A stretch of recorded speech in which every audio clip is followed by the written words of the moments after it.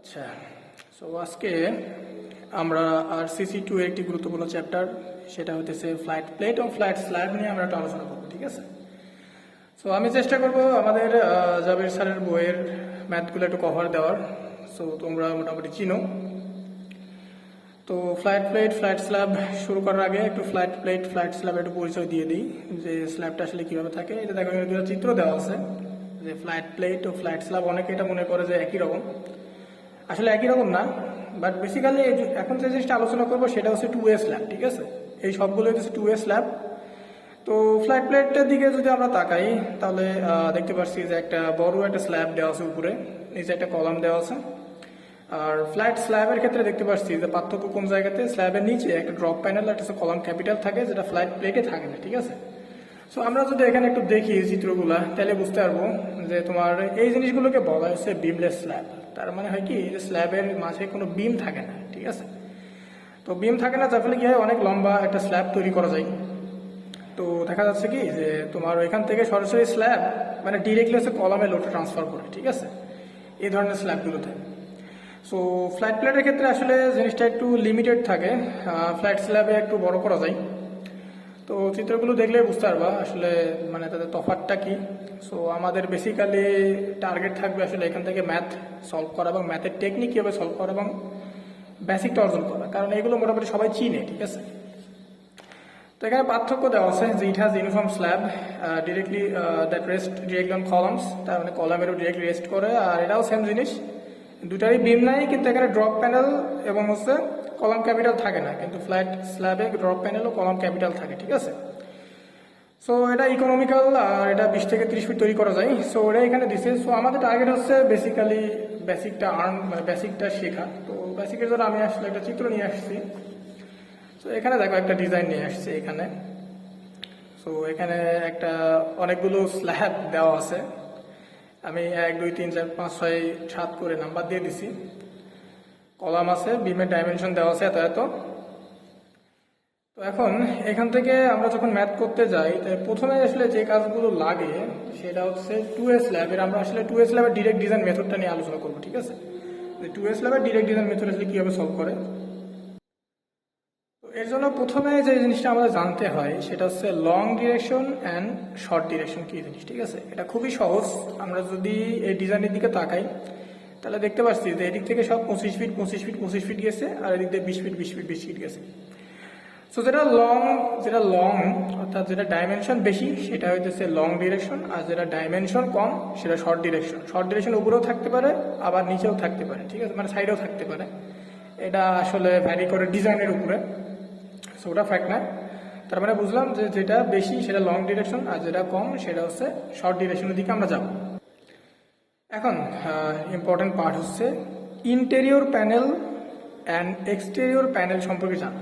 যে আমাকে যখন এই ফিগারটা দেওয়া হবে বা প্রশ্নে বলা হবে, তখন আমাদের বেসিক্যালি ফিগার দেখে মানে বুঝতে হবে যে আসলে এটা ইন্টেরিয়র না এটা এক্সটেরিয়র। ঠিক আছে, সো আমরা যদি এখানে তাকাই, আমরা দেখি, আমরা যদি 6 7 নম্বরের দিকে তাকাই, তাহলে একটা জিনিস দেখতে পাচ্ছি ডিজাইনিংয়ের 6-এর এই পাশেও কিন্তু কন্টিনিউয়াস, 6-এর এই পাশেও কিন্তু কন্টিনিউয়াস। আবার 7-এর ক্ষেত্রেও দেখি, 7-এর এই পাশেও কন্টিনিউয়াস, এদিকেও কন্টিনিউয়াস।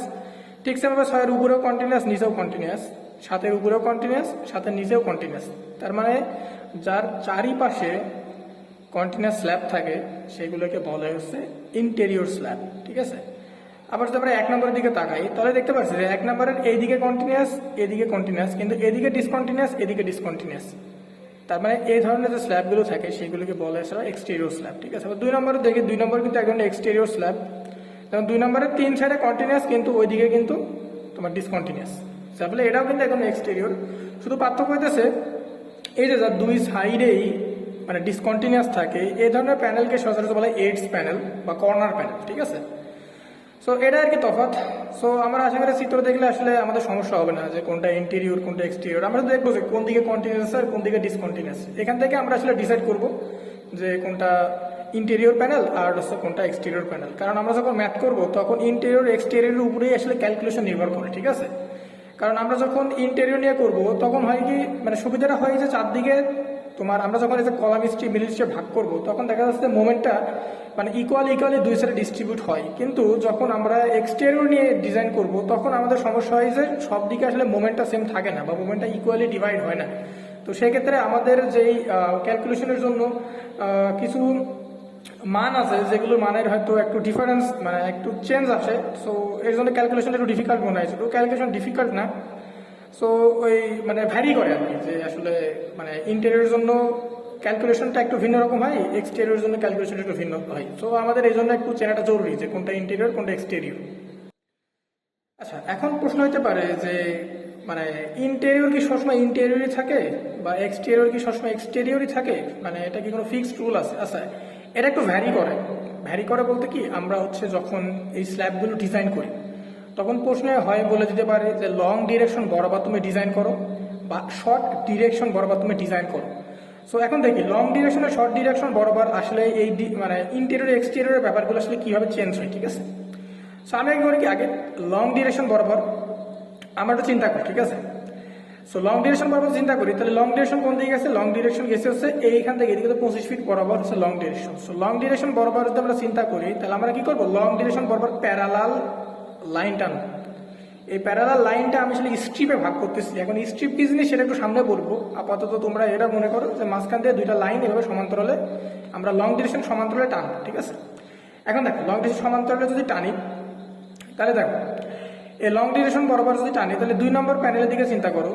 2 নম্বর প্যানেলের দিকে যদি চিন্তা করি তাহলে 2 নম্বরের এই দিকেও কন্টিনিউয়াস স্ল্যাব আছে, আবার 2 নম্বরের এদিকেও কিন্তু কন্টিনিউয়াস স্ল্যাব আছে। তার মানে বলতে পারি এই ক্ষেত্রে লং ডিরেকশন বরাবর 2 নম্বরটা হইতেছে ইন্টেরিয়র। আবার 1 নম্বরের এদিকে কন্টিনিউয়াস থাকলেও 1 নম্বরের এদিকে কিন্তু কন্টিনিউয়াস নাই, তো সেক্ষেত্রে 1 নম্বর হবে এক্সটেরিয়র প্যানেল। ঠিক সেমভাবে 3 নম্বরের দিকে কন্টিনিউয়াস, 3 নম্বরের দিকে কন্টিনিউয়াস, 3 নম্বরও হবে ইন্টেরিয়র। আবার যদি আমরা 5 ও 6 এর ক্ষেত্রে দেখি, এক্ষেত্রে 6 নম্বর হবে কি, 6 নম্বর হবে হচ্ছে ইন্টেরিয়র, কারণ 6 নম্বরের এদিকেও কন্টিনিউয়াস, 6 নম্বরের এদিকেও কন্টিনিউয়াস। আবার 5 নম্বর হবে কি, 5 নম্বরের এদিকে কন্টিনিউয়াস কিন্তু 5 নম্বরের এদিকে কন্টিনিউয়াস না, যার ফলে 5 নম্বরটা কি হচ্ছে, 5 নম্বর হচ্ছে এক্সটেরিয়র।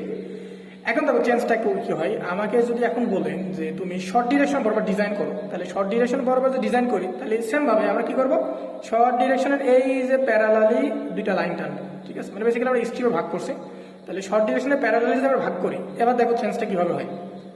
আমি যদি 1 নম্বর চিন্তা করি তাহলে দেখো 1 নম্বরের দিকে কন্টিনিউয়াস আছে কিন্তু 1 নম্বরের ওইদিকে ডিসকন্টিনিউয়াস, তার মানে 1 নম্বরকে আমি বলতে পারি 1 নম্বর হইতেছে এক্সটেরিয়র।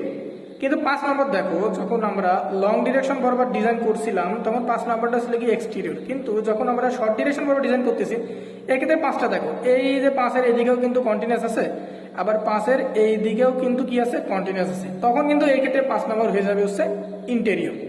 সো এইভাবে আর কি exterior interior short direction long direction বরাবর আমরা দেখলে বুঝতে পারবো যে কোন ক্ষেত্রে এটা ইন্টেরিয়র এবং কোন ক্ষেত্রে ওটা এক্সটেরিয়র। সো আমাদের মনে হয় না এই চিত্রের দিকে আমরা তাকাই তাহলে শর্ট ডিরেকশন লং ডিরেকশন যেদিকে আমরা ডিজাইন করি আমরা কন্টিনিউয়াস দেখবো কোন দিকে আছে, কোন দিকে দেখবো ডিসকন্টিনিউয়াস আছে, এভাবে আমরা এই চিত্র থেকে ডিসাইড করতে পারবো যে আসলে কোনটা ইন্টেরিয়র আর কোনটা হচ্ছে এক্সটেরিয়র। আচ্ছা, সো ইন্টেরিয়র গেলো, এক্সটেরিয়র গেলো, লং ডিরেকশন শর্ট ডিরেকশন ছিলাম, মোমেন্টের ফর্মুলাতে আসি। আচ্ছা, এই ম্যাথগুলো করার জন্য আমরা মোমেন্টের যে ফর্মুলা ব্যবহার করি সেটা m0 = w L2 ln তার হোল স্কয়ার বাই 8, ঠিক আছে? এটা হচ্ছে মোমেন্ট ফর্মুলা। এই মোমেন্ট ফর্মুলাতে আমাদের L2 L1 ln w কি জিনিস, w আমরা চিনবো, ডেড লোড লাইভ লোড দেওয়া থাকে প্রশ্নে, সেখান থেকে ডেড লোড লাইভ লোড ফ্যাক্টরের সাথে গুণ করে আমরা টোটাল লোডটা পাবো। এখন L2 ln আমাদের চেনার পালা। সো L2 L1 ln এর কাজ সেটা পরে, এগুলো আমরা চিনবো, ঠিক আছে? আসলে ওই জিনিসগুলো কি, বাট এটা জানার আগে আমি আসলে একটু কলাম স্ট্রিপ আর মিডল স্ট্রিপ নিয়ে একটু মানে বলতে চাই আসলে কলাম স্ট্রিপ মিডল স্ট্রিপ কি এবং এই স্ট্রিপগুলো কীভাবে ভাগ করে, ঠিক আছে? যেমন এখানে দেখো দুটো ছবি আঁকানো আছে, একটা হচ্ছে শর্ট ডিরেকশন বরাবর আর একটা হচ্ছে লং ডিরেকশন বরাবর মিডল কলাম স্ট্রিপ এবং মিডল স্ট্রিপে কীভাবে ভাগ করায়, ঠিক আছে? এখন দেখো এই চিত্র আসলে বেসিক্যালি কি, এখানে তোমার এইখানে ধর কলম ছিল, এখানে কলম ছিল, এখানে কলম ছিল, এখানে কলম ছিল, ঠিক আছে? কলমগুলো আমি দেইনি, আর এখানে এখানে কলামগুলো আছে, ঠিক আছে? এই জায়গাতে তোমার কলামগুলো আছে।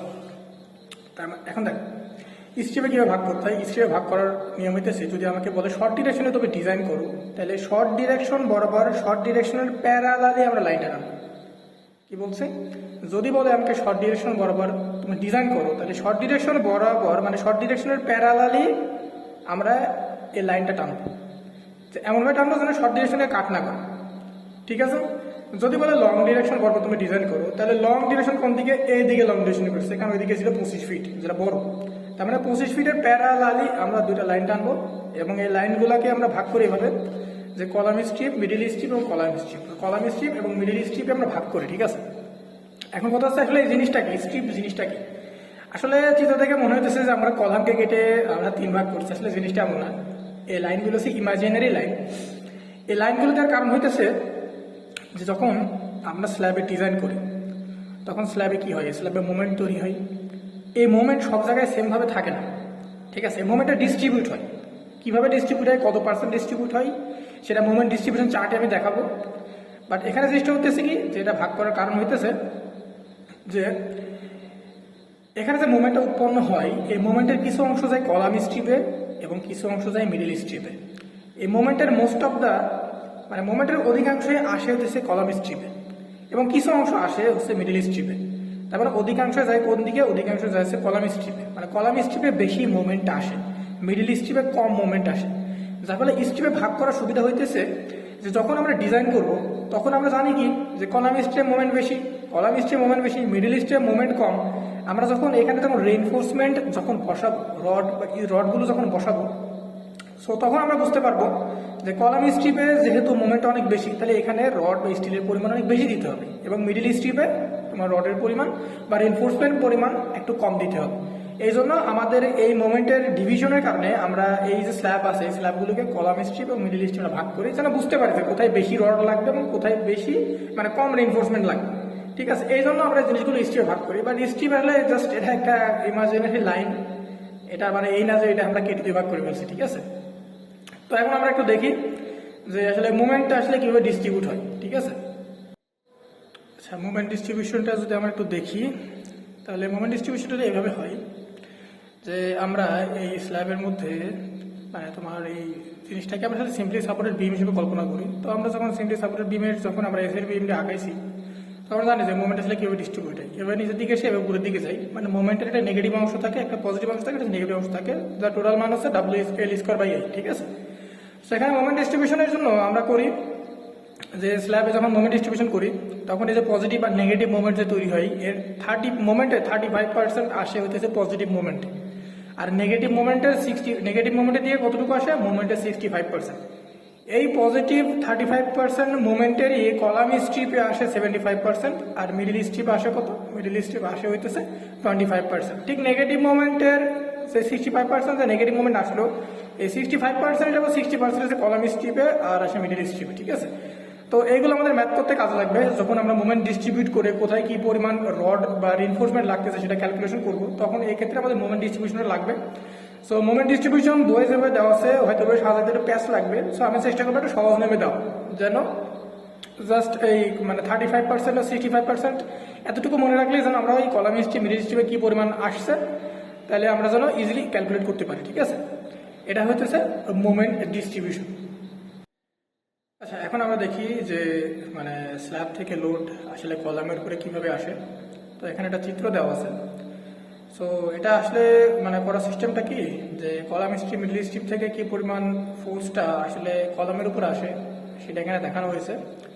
যে আমরা যদি 1 নম্বর প্যানেল নিয়ে কাজ করি, 1 নম্বর প্যানেলটা এই যে যখন আমরা 1 নম্বর প্যানেল নিয়ে কাজ করব, তখন হয় কি, যে এই যে 1 নম্বর যে প্যানেলটা আছে, ঠিক আছে, এই যে আমি যদি একটু আঁকাই, এই যে আমি যখন 1 নম্বর প্যানেলটা আঁকাচ্ছি, তো 1 নম্বর প্যানেলের জন্য এদিকে কলাম আছে, এদিকে কলাম আছে, এদিকে কলাম আছে, এদিকে কলাম আছে, আচ্ছা নিচের দিকেও আছে, নিচের দিকেও আছে, ঠিক আছে। এই যে এদিকে এদিকে এদিকে কন্টিনিউয়াস আছে, এদিকে কন্টিনিউয়াস আছে। তার মানে এটা তো 1 নম্বর প্যানেল ছিল। তার মানে আমরা যখন দেখি যে কলামের ফোর্সটা কীভাবে আসে, কলামের দিকে ফোর্সটা বেসিক্যালি এই যে 4 দিক থেকে আসে, ও চারপাশে যে স্ল্যাবগুলো আছে, এই স্ল্যাবের চারপাশ থেকে মোটামুটি ফোর্সটা তার দিকে আসে, ঠিক আছে। সো তার মানে আমরা যখন এই মানে ফোর্সটা কীভাবে আসে এবং এটা কীভাবে ডিভাইড করি, এর জন্য আমরা করি কি, এর জন্য আমরা হচ্ছে এটাকে আমরা অর্ধেকেও শুরুতে ভাগ করি নিই, এবং এই জিনিসটাকে অর্ধেকে এইভাবে ভাগ করে নিই, ঠিক আছে। এই জিনিসটা মূলত তোমার এইখানে দেখানো আছে যে মানে একটা কলামের কি পরিমাণ এরিয়া জুড়ে ফোর্সটা এদিকে আসে সেটা এখানে দেখানো হয়েছে। যে প্রথমে আমরা কি করছি, প্রথমে আমরা অর্ধেকে ভাগ করে নিছি। Column strip, middle strip, column strip, মানে এটা কথা বলতেছি না। আগে শুরুতে আমরা ভাগ করে নেবো অর্ধেক অর্ধেক, ঠিক আছে। যদি এটা আমরা যে এটা যে আমরা ডিভিশন করতে চাই শর্ট ডিরেকশনের জন্য, ঠিক আছে। শর্ট ডিরেকশন বলতে সব কিছু শর্ট ডিরেকশনের প্যারালালই যাবে, ঠিক আছে। শর্ট ডিরেকশনে প্যারালাল, মানে শর্ট ডিরেকশনে কাট করবে না। শর্ট ডিরেকশন ছিল এদিকে, তার মানে সব কিছু আমরা এই কলাম স্ট্রিপ, মিডিল স্ট্রিপ এদিক দিয়ে ভাগ করবো, ঠিক আছে। আমরা দেখতে পাচ্ছি যে আশেপাশে প্যানেল থেকে লোডটা আসলে কিভাবে কলমে আসছে এবং কলম থেকে সেটা তোমার গ্রাউন্ডে ট্রান্সফার হয়, তো সেটা দেখানো হয়েছে। ঠিক সেভাবে যদি আমরা এই কলামের জন্য যদি দেখি, তাহলে এই কলামের জন্য অর্ধেক অর্ধেক যদি ভাগ করি, তাহলে দেখবো শুধু এইখান থেকে তার জোনটা হচ্ছে এইটুকু। এই কলামের জন্য যদি দেখি, এটা শুধু এই স্ল্যাব থেকে এই লোডটা ক্যারি করতেছে, অন্য স্ল্যাব থেকে নিতেছে না। ঠিক সেভাবে যদি আমরা এটার জন্য খেয়াল করি, তাহলে এটার জন্য দেখতেছি এখান থেকে যে ফোর্সগুলো আসতেছে, ঠিক আছে। অর্থাৎ আশেপাশের মানে স্ল্যাব থেকে কিভাবে লোডটা আসে শর্ট ডিরেকশনের জন্য সেটা দেখানো হয়েছে। ঠিক সেভাবে যদি আমরা এখন যদি দেখি, এখন আমরা মোমেন্টের যে সূত্রটা পড়েছিলাম, যে মোমেন্টের সূত্র থেকে আসলে কিভাবে মোমেন্টটা ডিস্ট্রিবিউট হয়, সেখানে আরেকটা চিত্র দেখাই যে আসলে মোমেন্টটা কিভাবে ডিস্ট্রিবিউট হয়। আমরা এখন কাজ করি কি, আমরা এখন প্যানেল 2 নিয়ে কাজ করি, ঠিক আছে। সো প্যানেল 2 নিয়ে যদি কাজ করি, তাহলে মোমেন্ট ডিস্ট্রিবিউশনের জন্য আমরা প্রথমে কোন কাজ করি, আমরা হচ্ছে এই যে এখান থেকে ছিল 25, তার মানে এই জিনিসটাকে অর্ধেক অর্ধেক ভাগ করে দেবো, মানে স্ল্যাবকে আমরা অর্ধেক এই পাশে এবং অর্ধেক এই পাশে ভাগ করে দিব। তাহলে শুরুতে আমরা এই পাশে ভাগ করে দিলাম, এই পাশে ভাগ করে দিলাম। এখান থেকে এইটুকু ছিল 25, যেহেতু এই অংশটুকু অর্ধেক, আবার এদিকেও সবই 25ই ছিল, তার মানে এখানে তো অর্ধেক ভাগ করছি, মানে বেসিক্যালি এখান থেকে এইটুকু কিন্তু 25 ফিটই হবে। তার মানে এই 25 ফিটের যে পরিমাণ মুভমেন্ট জেনারেট হবে, তার পুরোটাই হচ্ছে এই বিমটা হচ্ছে ক্যারি করবে, ঠিক আছে। তার মানে 25 ফিটে যে পরিমাণ মুভমেন্ট আসবে সেটা কমপ্লিটলি এই বিমটা হচ্ছে ক্যারি করবে। যেহেতু এদিকে কন্টিনিউয়াস, যার ফলে এই জিনিসটা কিন্তু সুবিধা হইতেছে, তো অধিকাংশ মুভমেন্ট এই জায়গাতে আসবে। কিন্তু যখন আমরা 1 নম্বর প্যানেলের জন্য কাজ করব, তখন হবে কি, এই কিছু মুভমেন্ট এখানে আসবে এবং কিছু মুভমেন্ট এখানে যাবে। কিন্তু দেখো এদিকে টোটাল 25 ফিট ছিল, কিন্তু এদিকে আছে 25 ফিটের অর্ধেক, কিন্তু এদিকে কিন্তু কিছু নাই। কারণ আগে বলছিলাম যে 1 নম্বর প্যানেলটা কি, 1 নম্বর প্যানেল হচ্ছে এক্সটেরিয়র প্যানেল, যার ফলে এক্সটেরিয়র প্যানেলের জন্য এখানে ম্যাথটা একটু মানে ক্রিটিক্যাল হয়, মানে খুব কঠিন না, জাস্ট ক্রিটিক্যাল হওয়ার কারণ হচ্ছে কি, যে এখানে মোমেন্টটা একটু ভিন্ন রকম হয়। ইন্টেরিয়র প্যানেলের ক্ষেত্রে সুবিধা হইতেছে যে মোমেন্টটা আমরা ইকুয়ালি 2 ভাগে ভাগ করে দিতে পারবো, বাট এখানে ইকুয়ালি 2 ভাগে ভাগ করার সুযোগ নেই। কারণ এখানে এই পরিমাণ যে মুভমেন্ট জেনারেট হবে এটা এই বিম ক্যারি করবে, কিন্তু যেহেতু এটা কমপ্লিটলি 25 ফিট না, তার মানে এখানে যে পরিমাণ মুভমেন্ট আসবে এখানে সেম পরিমাণ মুভমেন্ট আসবে না। তার মানে ক্যালকুলেশন কিন্তু আমাদের একটু চেঞ্জ হবে, ঠিক আছে। ঠিক সেভাবে লং ডিরেকশনের জন্য যদি দেখি, এটা ছিল শর্ট ডিরেকশনের জন্য অর্ধেক অর্ধেক ভাগ করা। ঠিক সেভাবে আমাকে যে লং ডিরেকশনের জন্য যদি বলে যে কিভাবে মুভমেন্ট আসলে ডিস্ট্রিবিউট করবো, তো লং ডিরেকশনের জন্য আমরা কি করবো, এই লং ডিরেকশন বরাবর অর্ধেক অর্ধেক ভাগ করবো।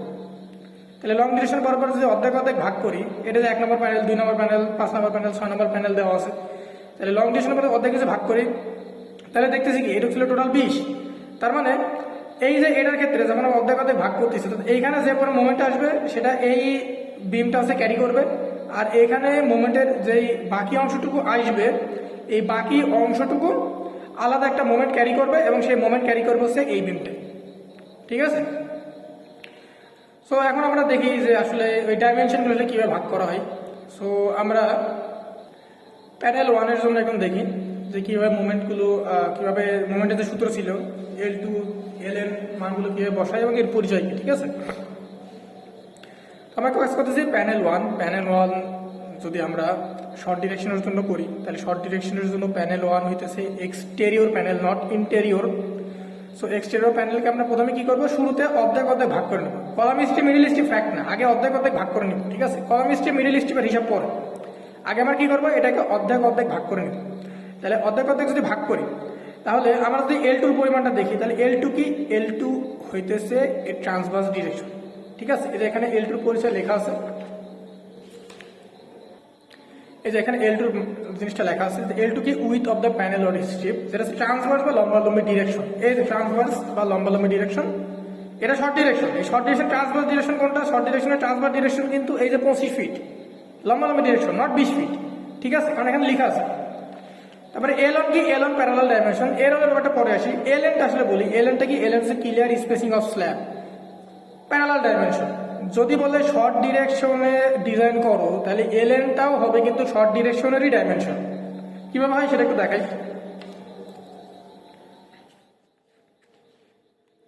এই যে Lnটা যে বলা হচ্ছে যে ডিরেকশনে ডিজাইন করবো, সেই ডিরেকশনের প্যারালাল কলাম টু কলামের ক্লিয়ার স্প্যান লেন্থ।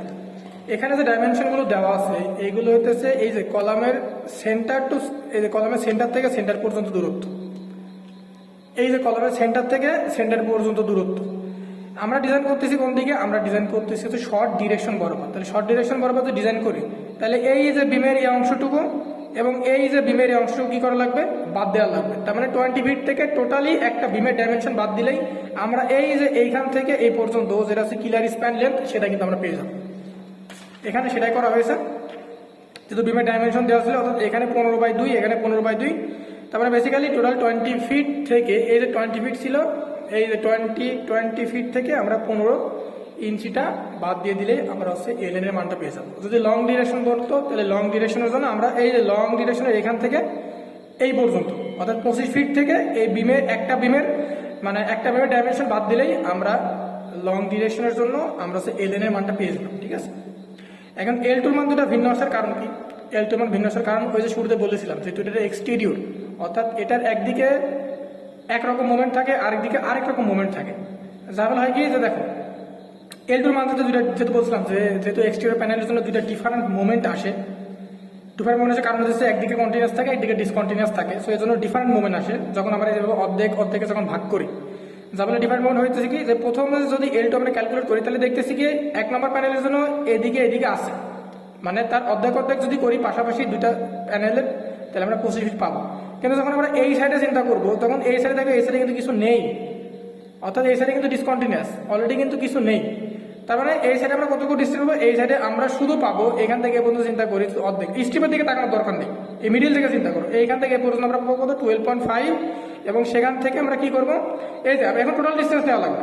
আগে ডিস্টেন্স দেওয়া ছিল যে এইটুকু পর্যন্ত, এখন এই বাকি কলমের অর্ধেক সহ নিতে হবে। তার মানে একটা কলমের অর্ধেক যোগ দিলেই আমরা আরেকটা L2 মান পেয়ে যাবো, এই L2 নিয়ে আরেকটা মোমেন্ট পাবো। ঠিক আছে, তো আমরা যখন ম্যাথ করব তখন এই L2 LN এই ব্যাপারগুলো আরেকটু ক্লিয়ার হবে যখন শর্ট ডিরেকশন লং ডিরেকশন বরাবর ডিজাইন করতে বলবে। সো এখন এটা নিয়ে এত প্যারা খাওয়ার কিছু নাই, আমরা যখন ম্যাথের দিকে যাব তখন এই জিনিসগুলো আরেকটু ভালো মতো বুঝবো। ঠিক আছে, আপাতত আমি হচ্ছে একটু বেসিকটা আগাই। আচ্ছা, এখন লং ডিরেকশন বরাবর একটু ডাইমেনশনগুলো বসানোর চেষ্টা করি। ওটা তো শর্ট ডিরেকশন ছিল আগেরটা, এখন একটা লং ডিরেকশন বরাবর দেখি। সো লং ডিরেকশন বরাবরের জন্য এই L2 LN এর মান বের করার জন্য শুরুতে আমরা কি করবো, লং ডিরেকশনের প্যারালালি মিডিল বরাবর ভাগ করে নেব, মাঝখান বরাবর, স্ট্রিপে না, মাঝখান বরাবর অর্ধেক ভাগ করে নিব। তাহলে এই যে 1 নম্বর প্যানেলের জন্য এদিকে ভাগ করলাম, এই যে 1 নম্বর প্যানেলের জন্য এদিকে ভাগ করলাম। যদিও এটা 5 নম্বর আসছে, কিন্তু বেসিক্যালি এটা 1 নম্বরের জন্য ধরাই অর্ধেক। ঠিক আছে, তো 1 নম্বর প্যানেলের জন্য ধরি, তাহলে দেখো এইখান থেকে এই পর্যন্ত টোটাল 20 ফিট আমরা পাবো। কিন্তু এদিকে যেহেতু 1 নম্বর প্যানেলটা যেহেতু এক্সটেরিয়র, 1 নম্বর প্যানেলের এই অংশটুকু আছে কিন্তু এই অংশটুকু নেই, যার ফলে এর জন্য আমরা আরেকটা L2 মান পাবো, সেটা হচ্ছে 10 ফিট প্লাস কত, 10 ফিট প্লাস এই যে কলামের এই বাকি অংশটুকু, এই বাকি অংশটুকু আমার অ্যাড করতে হবে। অর্থাৎ কলামের ডাইমেনশন ছিল কত, 15, অর্থাৎ 15/2, অর্ধেক কলামের ডাইমেনশন আমাকে অ্যাড করতে হবে। ঠিক আছে, আর LN কত, LN হচ্ছে যে ডিরেকশন বলবে সেই ডিরেকশনের ক্লিয়ার স্প্যান দূরত্ব। যেহেতু আমাকে লং ডিরেকশন, অর্থাৎ লং ডিরেকশন এই 25 ফিট এই দিকে ডিজাইন করতে বলছে, তার মানে আমাকে এইখান থেকে এই যে কলামের এই মাথা থেকে এই মাথা পর্যন্ত ডিরেকশন নিতে হবে। তার মানে এই কলামের অর্ধেক বাদ দিতে হবে আর এই অর্ধেক বাদ দিতে হবে। তারপরে বেসিক্যালি এখান থেকে একটা কলামের ডাইমেনশন বাদ দিলে আমাদের কাজ হয়ে যাচ্ছে। তো আশা করি আমাদের আর এইগুলো নিয়ে সমস্যা হবে না, কোনটা এলেন। এখন আমরা আর একটু বেসিকটা আগাই। আচ্ছা, so flat plate, flat slab যখন আমরা ম্যাথগুলো সলভ করি তখন আমাদের দুইটা জিনিস চেক দেওয়া লাগে। একটা হচ্ছে পাঞ্চিং শেয়ার চেক, আর একটা হইতেছে বিম শেয়ার ফেলোর। পাঞ্চিং শেয়ার ফেলোর আর একটা হচ্ছে বিম শেয়ার ফেলোর, এটা দুটো আমাকে চেক করা লাগে। ঠিক আছে, এখন পাঞ্চিং শেয়ার কি আর বিম শেয়ার কি, এটা বেসিকটা একটু দিয়ে দিই।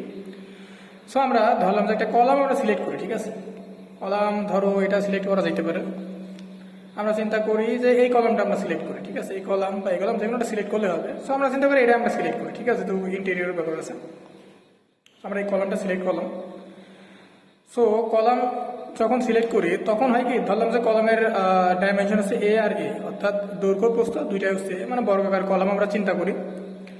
তো বর্গাকার কলাম যদি চিন্তা করি তাহলে হয় কি যে এই কলামের এখান থেকে এই স্ল্যাবের যে ইফেক্টিভ ডেপথ D, এই D/2 পরিমাণ ডিস্টেন্স, এখান থেকে D/2 পরিমাণ ডিস্টেন্স, উপরের দিকেও D/2 পরিমাণ ডিস্টেন্স, নিচের দিকেও D/2 পরিমাণ ডিস্টেন্সের পরে একটা পাঞ্চিং শেয়ার, মানে এটা হচ্ছে পাঞ্চিং শেয়ার এরিয়া। বেসিক্যালি এই জিনিসটা তার বাইরের দিকে হয়, মানে মানে পাঞ্চিং শেয়ার ফেলিওর বলতে বোঝায় কি, যে এই কলাম থেকে এই পরিমাণ ডিস্টেন্সের বাইরে এই যে স্ল্যাবের এই অংশটুকু আছে, এই স্ল্যাবের অংশটুকু ফেল করার সম্ভাবনা থাকে।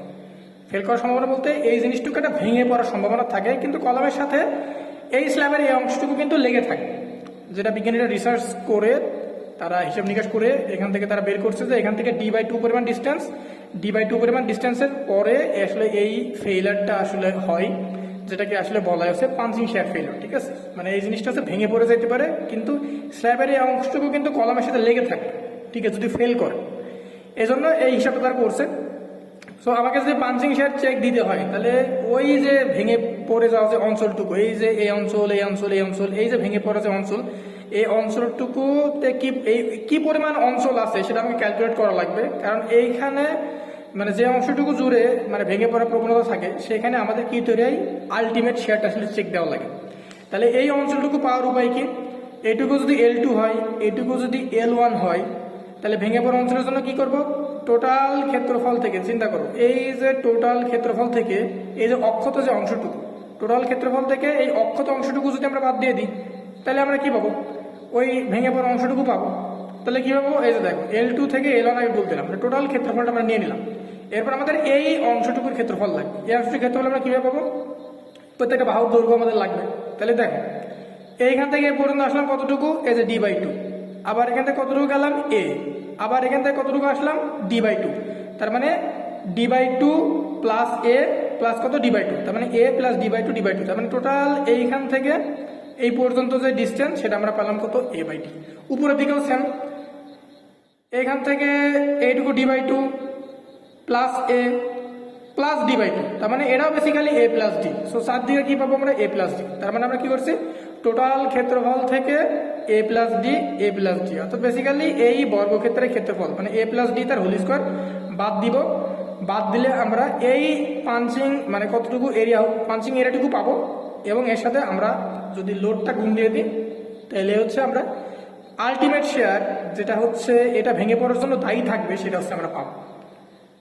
এটা পাওয়ার পরে আমাদের দরকার আছে কতটুকু অ্যালাউ করতেছে, মানে কংক্রিট কতটুকু শেয়ার অ্যালাউ করে সেটা আমরা বের করা লাগবে। এই অ্যালাউবেলের সাথে আলটিমেট শেয়ারটা আমরা চেক করা লাগবে। এখন দেখা যাচ্ছে যে কংক্রিট অ্যালাউ করে সর্বোচ্চ 1000 PSI ফোর্স, কিন্তু এখানে আলটিমেট ফোর্স তৈরি হইতেছে 12, মানে ধরলাম যে 1200, তার মানে বেশি হইতেছে, তার মানে এই জিনিসটি কিন্তু ফেল করবে। ঠিক আছে, তার মানে যতটুকু অ্যালাউ করে তার থেকে যদি কম হয় তাহলে design okay, otherwise design is not okay. ঠিক আছে, তো ভি অ্যালাউবেল বের করার সূত্র হচ্ছে 4√f'(c) b0d। এখানে b0 হইতেছে কি, b0 হচ্ছে পাঞ্চিং পেরিমিটার। পেরিমিটার মানে কি, এই যে অক্ষত অংশের পরিসীমা। পরিসীমা বের করার সূত্র কি, যদি বর্গক্ষেত্রের পরিসীমা কি জানি, 4 বাহুর যোগফল। তার মানে দেখো a plus d, a plus d, a plus d, 4টা a প্লাস d হচ্ছে পাঞ্চিং পেরিমিটার, 4টা a প্লাস d। তো আশা করি এখানে পাঞ্চিং পেরিমিটার, পাঞ্চিং শেয়ার নিয়ে আর কোনো সমস্যা হবে না। আর এটা কিন্তু বেসিক্যালি টপ ভিউ। ঠিক আছে, আমরা কিন্তু উপর থেকে দেখতেছি তো এই ফেলারটা আসলে কিভাবে হয়। ঠিক আছে, এজন্য এখানে লেখা আছে যে টপ ভিউ। ঠিক আছে, এরপর আমরা আরেকটা ফেলার আসি, সেটা হচ্ছে বিম শেয়ার ফেলার। এটা হচ্ছে ওয়ান ওয়ে ফেলার, আগে যেটা ছিল সেটা হচ্ছে টু ওয়ে, কারণ দুই দিক দিয়েই ফেল হইতেছে, সাইডে হইতেছে উপরে হইতেছে। বাট এখানে যে আরেকটা যে ফেলারের সম্ভাবনা থাকে সেটা হচ্ছে বিম শেয়ার ফেলার। সো বিম শেয়ার ফেলারটা হয় যদি আমরা একটা বিম যদি ধরি, মানে সরি একটা কলাম যদি ধরি, কলামের ডাইমেনশন এ, ওদিকেও এ, তো এইখান থেকে হিসাব করে দেখা গেছে এখান থেকে ডি পরিমাণ ইফেক্টিভ ডেপথ দূরে এই অংশটুকু, স্ল্যাবের এই অংশটুকু ফেল করতে পারে। এখান থেকে ডি পরিমাণ ইফেক্টিভ ডেপথ দূরত্বে এই অংশটুকুর মধ্যে ফেল করতে পারে, যে অংশটুকুকে আমরা ধরে নিয়েছি এক্স পরিমাণ। ঠিক আছে, তো এখন ভাঙার ব্যাপারটা তো আসলে সুষমভাবে হয় না, কিন্তু তারপর আমরা একটা লাইন টেনে ওই জিনিসটাকে একটা আয়তক্ষেত্রের মধ্যে আনার চেষ্টা করছি। ঠিক আছে, হিসাবে সুবিধার্থের জন্য এই জন্য আমরা এখানে একটা স্ট্রেট লাইন দিয়ে দিছি। কারণ যখন কোনো কিছু ফেল হইলে তো সেই জিনিসটা এত ভদ্র না যে একদম সমানভাবে জিনিসটা ভেঙে পড়বে, তাই না, একটু তো মানে মানে বাঁকা অংশ তো থাকে। ঠিক আছে, কিন্তু আমরা হিসাবে সুবিধার জন্য এটা আমরা আয়তক্ষেত্র কল্পনা করে নিচ্ছি। তো এই জন্য আমরা এখান থেকে এক্স পরিমাণ ডিস্টেন্স দিচ্ছি। তাহলে আমাদের দরকার কি, কোন অংশটুকু ভেঙে পড়ে যাওয়ার প্রবণতা আছে সেই অংশটুকুর পরিমাণ আমাদের লাগবে। তাহলে এখান থেকে যদি আমরা ভি আলটিমেট বের করতে চাই, তাহলে খুবই সহজ, এই যে L2 ইন্টু এক্স গুণ দেবো, এর সাথে হচ্ছে লোডটা যদি আমরা গুণ দিয়ে দিই, তাহলে এর মধ্যে কি পরিমাণ মানে বিম শেয়ার ফেলও হতে পারে সেটা আমরা এখান থেকে পেয়ে যাবো। এবং এটার জন্য দেখতে পাচ্ছি কংক্রিট কতটুকু অ্যালাউ করে। এই কংক্রিট অ্যালাউ সূত্র হচ্ছে 2√f'(c) bd। এখানে বি কিন্তু এখানে আগে ছিল, পার্থক্য ছিল, এখানে বি নট ছিল, বাট এখানে হচ্ছে বি দেওয়া আছে। ঠিক আছে, তো এই বিটা আমরা যদি কিছু প্রশ্নে কিছু না দেওয়া থাকে তাহলে বিটা আমরা 12 ধরে নিব, আর যদি প্রশ্ন দেওয়া থাকে তাহলে সেভাবে আমরা প্রশ্নে ওইখান থেকে সলভ করার চেষ্টা করব, ঠিক আছে। তাহলে আশা করি আমরা বুঝছি যে বিম শেয়ার ফেলোর এবং পাঞ্চিং শেয়ার ফেলোরটা কিভাবে হয়, কারণ আমরা যখন ম্যাথ করবো তখন এই দুইটা জিনিস আমাকে চেক দেওয়া লাগবে। সো আশা করি আমরা ফ্ল্যাট প্লেটের মানে বেসিক্যালি 2A স্ল্যাবের যেই বেসিকগুলো ছিল, যে লং ডিরেকশন, শর্ট ডিরেকশন, তারপরে হচ্ছে কলাম স্ট্রিপ, মিডিল স্ট্রিপ, তারপরে মোমেন্টের সূত্র L1 L2, তারপরে হচ্ছে LN, এইগুলো আশা করি সবই বুঝছি। তারপরে পাঞ্চিং শেয়ার সম্পর্কে আলোচনা করা হয়েছে। সো এইগুলো দিয়ে আমরা চেষ্টা করবো নেক্সটে এই যে ম্যাথটা আছে এই ম্যাথটা সলভ করা। সো আজকে ক্লাস এই পর্যন্তই।